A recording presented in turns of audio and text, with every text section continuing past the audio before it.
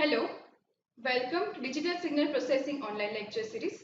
In the previous session of DSP, we have started the unit Discrete Fourier Transform, its properties and application.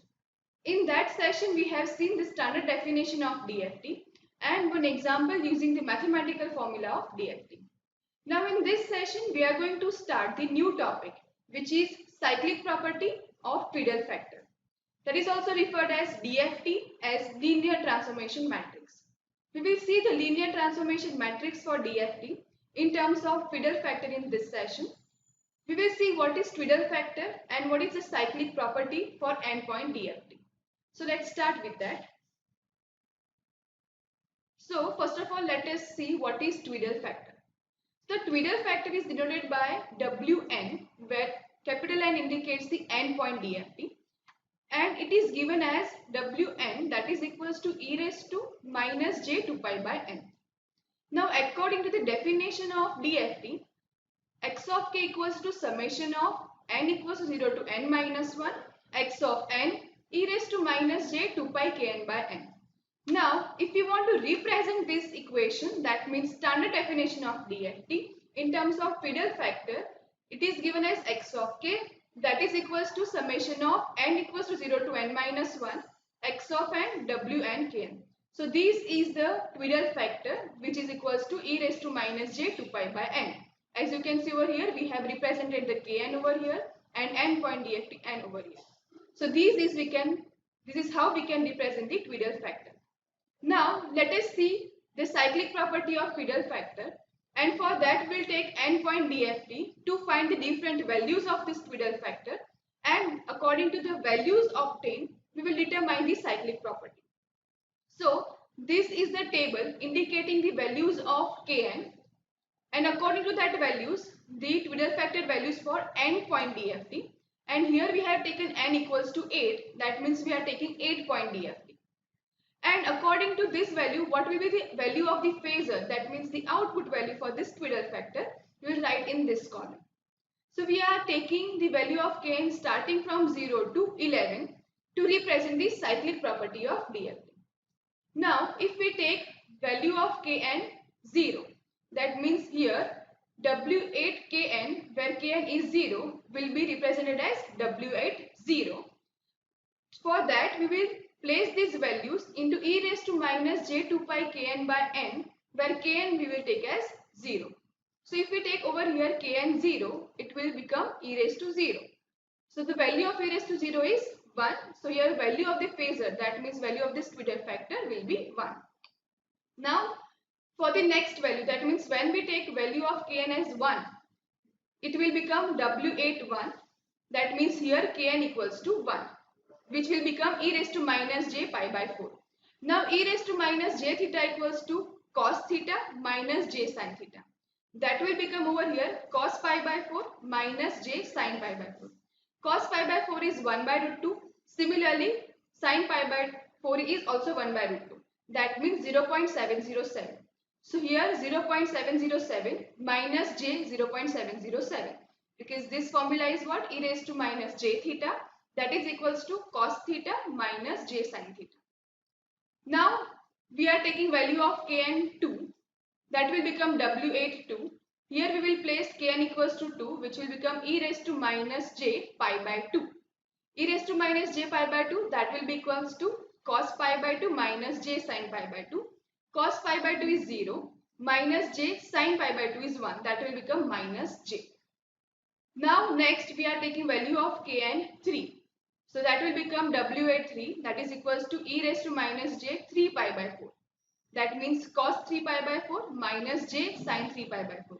That will become minus 0.707 minus j 0.707. Same way for value of kn 4, it will become W84 e raised to minus j pi. That means cos pi minus j sin pi. Cos pi is minus 1 and sin pi is 0. That will become minus 1. Now next value is pi. That means W85 that is equals to e raised to minus j 5 pi by 4. That will give value minus 0.707 plus j 0.707. Now same way, similarly we are finding the values up to 11 and we have obtained the values of this in the same method. So these are the values we have obtained for 8-point DFT up to the value Kn from 0 to 11. Now we will plot these values indicating the cyclic property on a circle. As we are taking 8 points, we are dividing the circle into 8 parts. So this is which is indicated with the values of cyclic properties. Now as you can see over here, there are 8 points on the circle. We have taken 8 points because we are considering 8-point DFT over here. Now what cyclic property exactly says? That whatever the values on this circle points are there, the exactly cross values, that means exactly opposite values are same to that of the opposite one. That means as you can see over here, W80 value is 1 and its crossed value, that means W84 will be exactly opposite to that. That means here as you can see W84 is minus 1. Okay. Same way if we are moving on the circle, the next value is W81.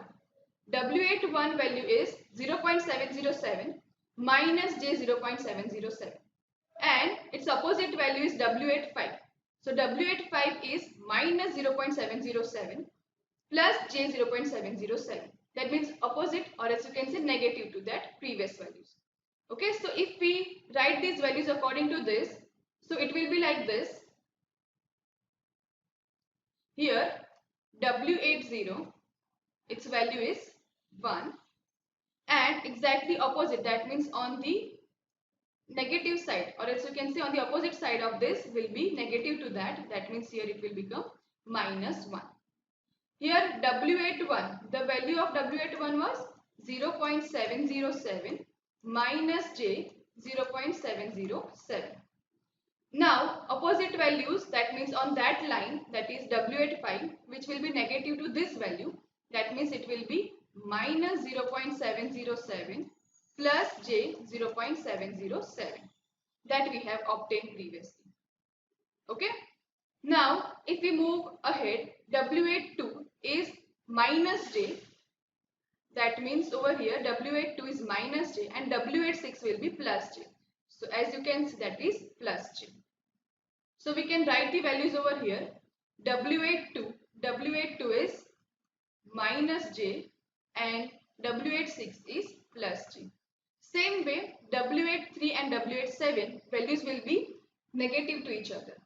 W83 value is minus 0.707 minus J 0.707. So here we will write down that value. So here this will become minus 0.707 minus J 0.707.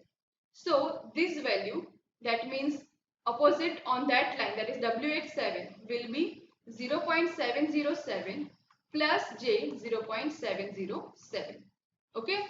So this is called as cyclic property. That means as we move around on the points of this circle, the cross values will be negative or else opposite to each other. Same way if we are extending these values, that means here starting from W80 to W81, W82, W83, W84, W85, W86, W87. If we are going to continue to move on the circle, so the next instant over here will be W88. Same way here it will be W89. Then the next will be W810. Here it will be W811. Next will be W812. Here it will be W813. Here it will be W814 and here it will be W815. That means again for another circle, that means for 16-point DFT, this property will remain same. That is called a cyclic property. That means what, over here the value of W80 and W88 will be same and exactly opposite values, that means W84 and W812 will be same but negative to these values. Same way, W81 and W89 values will be same, but their opposite values, that means W85 and W813 will be opposite to these values. Okay, so same way on the circle, as we are moving on these points, this property remains same, so that every time we don't need to find the values. Okay, this is called as the cyclic property of DFT. Now, let us see the 4-point DFT in matrix form for mathematical formula. Now, if we find the 4-point DFT in matrix form, it is given as x4, that is equals to w4 into x of n, where x of n is the original input discrete sequence and x4 indicates its DFT. Where w4 is the matrix which is given as like this. All you need to remember in this is what? That means you need to place the values of 4 ones in horizontally, 4 ones vertically. Then in the diamond shape you need to form -1, -1, -1. In the cross section -j, and here it is +j. And in between there is value of 1. This is a 4 cross 4 matrix which is fixed for matrix form for DFT. This is how you can find DFT. Same way if you find IDFT, that is called as inverse discrete Fourier transform. That means if you want to find x of n original sequence back from its DFT version, the formula will be given as x of n, that is equals to 1 by n, that means the value of n point DFT, into W4 star, which is called as the conjugate of that matrix, into xn. So here the conjugate matrix will be almost similar to this, except the arrangement of its imaginary values. That means over here we will place 4 ones vertically, 4 ones horizontally. We will place -1 forming the diamond shape. Then these j values are reversed. That means as you can see over here, -j are in this position. But now we will place -j right here. Then +j over here. And in between there will be the value of 1 multiplied by the xn value. So this is how you can find the IDFT from the sequence. Now let us see the example to make it more clear. So first let us consider the data. The example data which is given as compute the DFT of following sequence. So here we are asked to find the DFT using the linear transformation matrix. So for that what we will do, we will use the formula of the matrix and using which we can find the DFT. So the formula is what? Xn, that is equals to Wn, that means 4 cross 4 matrix, into x of n. Now here as we are finding for 4-point DFT, x4 will be there, that will be equals to 4 cross 4 matrix, that is linear transformation matrix, which is fixed, where horizontal 4 ones are there, vertically 4 ones are there. Then here -j, +j, +j, -1, -1, -1, -1, and here it is 1. This is multiplied with the value given to us, that is 0, 1, 2 and 3. Now we have to do matrix multiplication over here. So to do matrix multiplication, we have to multiply first row, then column, second row, then this column, third row with this column, fourth row with this column respectively. Now multiplying this value with the respective elements, 1 into 0, that will give 0, then 1 into 1, that will give 1, then this 1 into 2, that will give 2, plus 1 into 3, that will give 3. Same way for the second row, 1 into 0 will be 0, minus j into 1 will give minus j, minus 1 into 2 will give minus 2, plus j into 3 will give plus 3j. Same way for the third row, that will become 0, minus 1, plus 2, minus 3.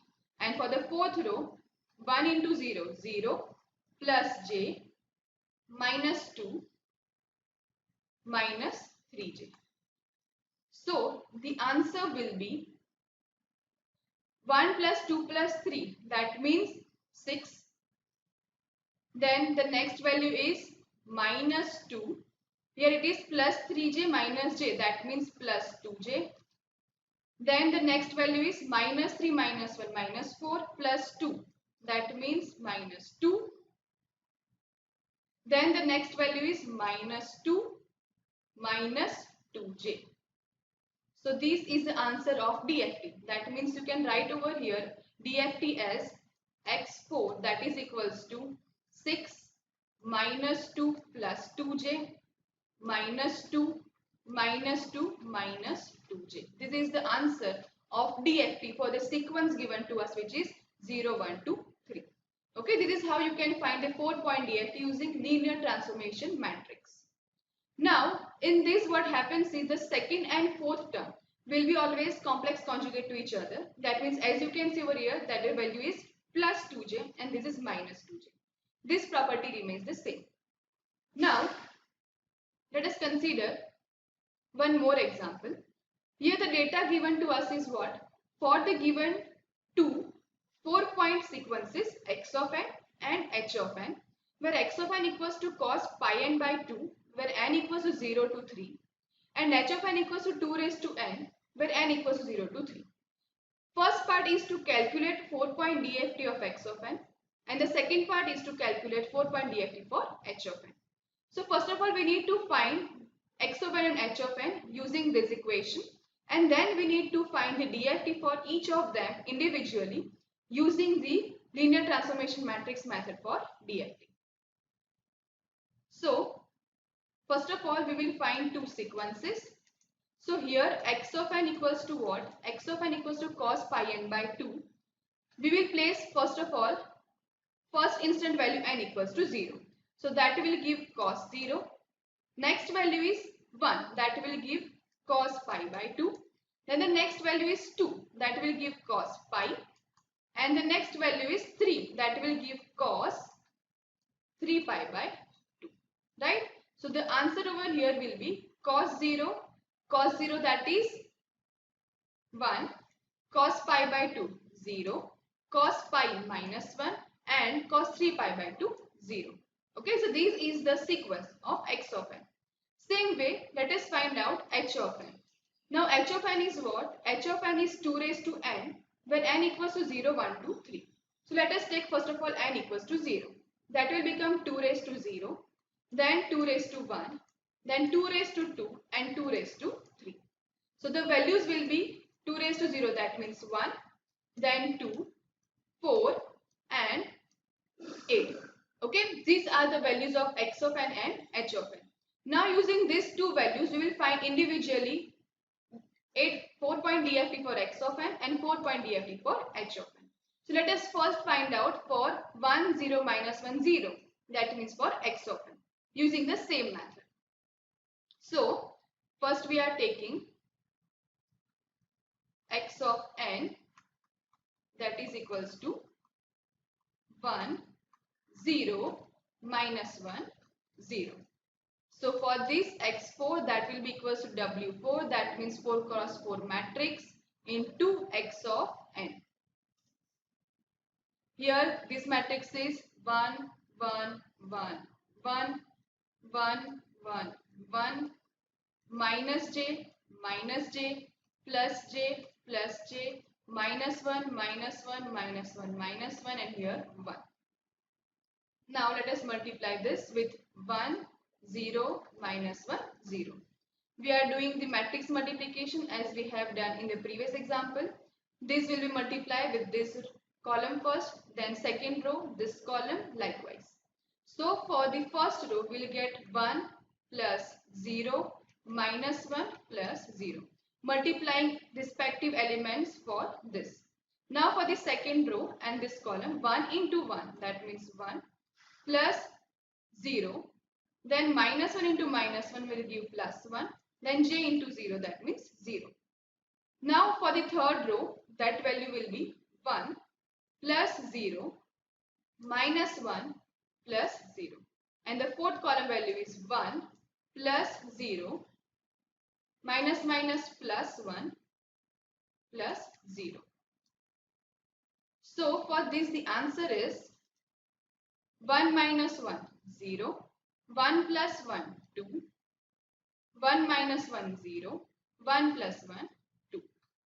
Okay, so here the value is x of x4, that means for 4-point DFT, the DFT sequence is 0 2 0 2.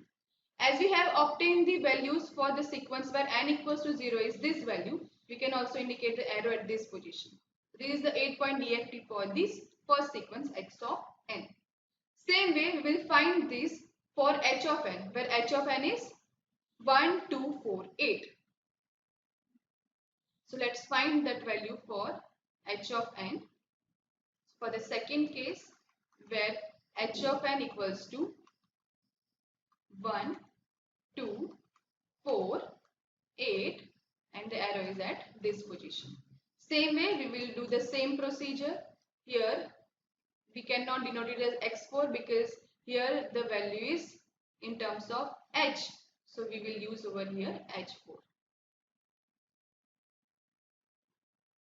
So here this is h4, that is equals to w, that is matrix for this,